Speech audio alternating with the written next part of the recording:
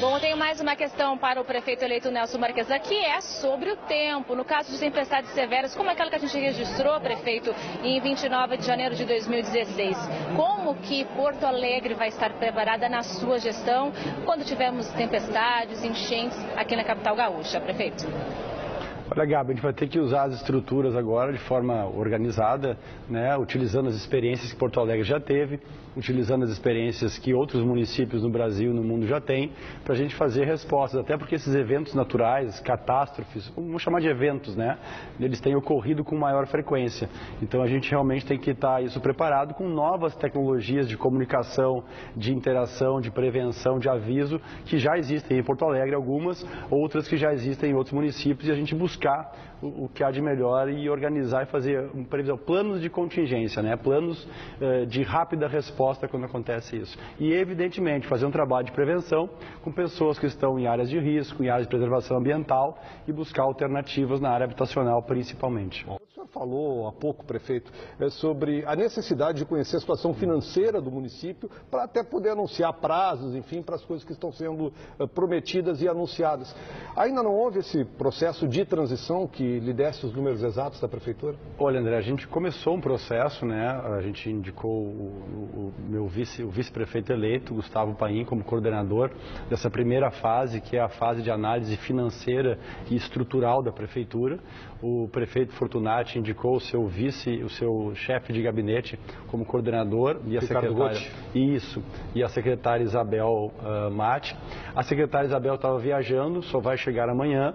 A gente teve um feriado que foi emendado pela Prefeitura de segunda e terça e a gente deverá estar recebendo amanhã as informações financeiras da Prefeitura para iniciar esse processo que foi um pouquinho mais devagar do que a gente imaginava, porque primeiro, eu acho que a primeira fase para nós é a questão da análise financeira de como vamos chegar até o final do ano, a gente sabe das dificuldades, e do que nós podemos prever com verdade, né, com transparência, com realidade de como será o orçamento no ano que vem. O senhor conversou com o prefeito sobre antecipação de IPTU, alguma coisa nesse sentido? A gente não iniciou conversas específicas, o prefeito se comprometeu e ele teve a iniciativa de que qualquer ação que for de alguma forma ter uma consequência nas gestões futuras, principalmente na gestão futura, ele vai conversar com a gente antes. A situação é muito delicada do aspecto financeiro e eu acho que a melhor política para todas as áreas é gerir bem o dinheiro público. Então a gente dá uma atenção muito especial para essa área. O senhor já tem algum nome definido para o seu secretariado? Nós não vamos avançar nisso, André, enquanto a gente não fizer esta análise financeira do orçamento. Até o Trump, que foi eleito depois do senhor, já anunciou nomes, hein? Pois é, mas o Trump talvez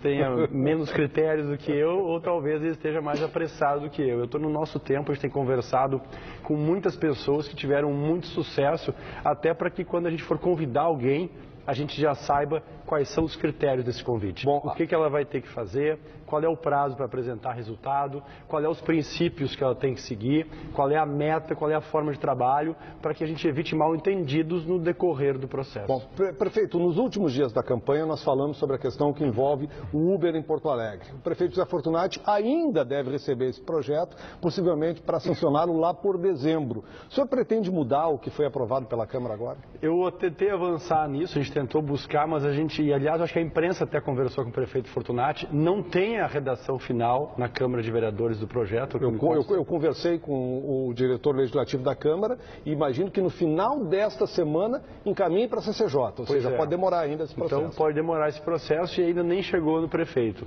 Nós partimos de uma ideia básica, André, que a regulamentação de qualquer atividade tem que ser para a segurança, para a saúde e para o bom atendimento do cidadão. Mas o resto que a gente regulamentar, a gente está atrapalhando a iniciativa privada. Se demorar, pode cair na sua mão a sanção. Então a linha que a gente vai seguir é essa, regulamentação para garantir o interesse público e não o interesse de demais categorias.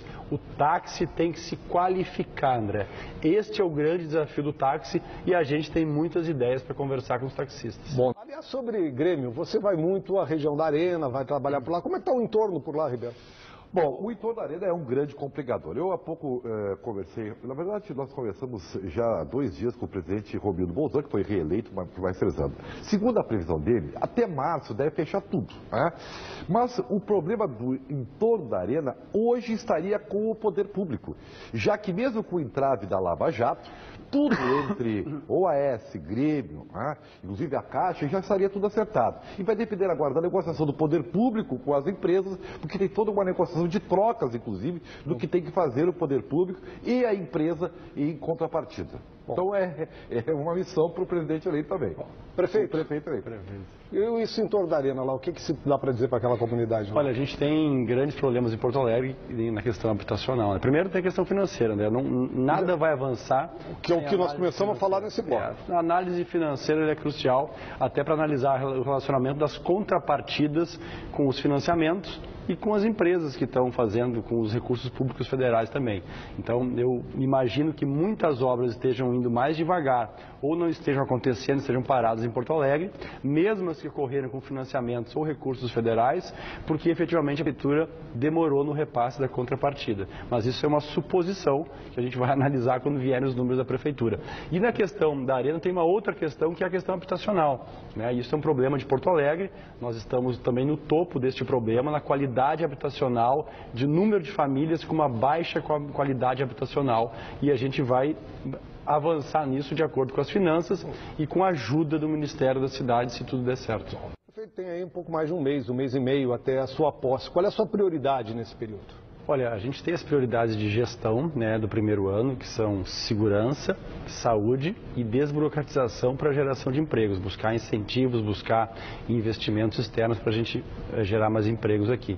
Mas neste período inicial de transição, André, eu entendo a angústia da imprensa, eu entendo a angústia dos partidos, das lideranças comunitárias, de todas as pessoas que moram em Porto Alegre, para a gente avançar no que a gente vai fazer, como vai iniciar o ano. Mas eu queria contar um segredo. Eu estou tão ansioso quanto vocês, mas a gente não vai criar notícias falsas e nem factóides de imprensa, nem, enfim, relações mirabolantes, né, de eventos. A gente quer entender as contas públicas para a gente ser muito transparente com aquilo que é possível fazer e fazer um cronograma de execução. Mas para onde é que o senhor olha, assim, qual é o modelo de cidade transformadora? É Medellín, é Curitiba, é A gente está conversando, por exemplo, com pessoas que tiveram um case de sucesso. Com a Renata Vilhena, através do Aécio, né, a gente conversou com a Aécio, que teve um modelo de gestão que tirou o último lugar de qualidade de ensino no estado de Minas Gerais e colocou para o primeiro no IDEB, né? E a Renata teve uma participação disso na reorganização das estruturas. A gente foi conversar e conversamos por um longo tempo com a CM Neto de Salvador, que se elegeu com 74% de aprovação da comunidade de Salvador. Então, a gente foi conversar sobre os cases de sucesso, o que ele acha que era a chave. Estamos analisando conceitos maiores de visão de prefeitura, de visão do setor público e de visão de sociedade. E a partir desses conceitos, André, a gente começar a entrar na operação. Prefeito, muito obrigado por estar conosco nessa noite aqui no Band Cidade. Obrigado. Espero que repitamos outras vezes aqui também. Bom, o Jornal de hoje fica por aqui. Você fica agora com as notícias do Brasil e do mundo no Jornal da Band. Uma boa noite e até amanhã.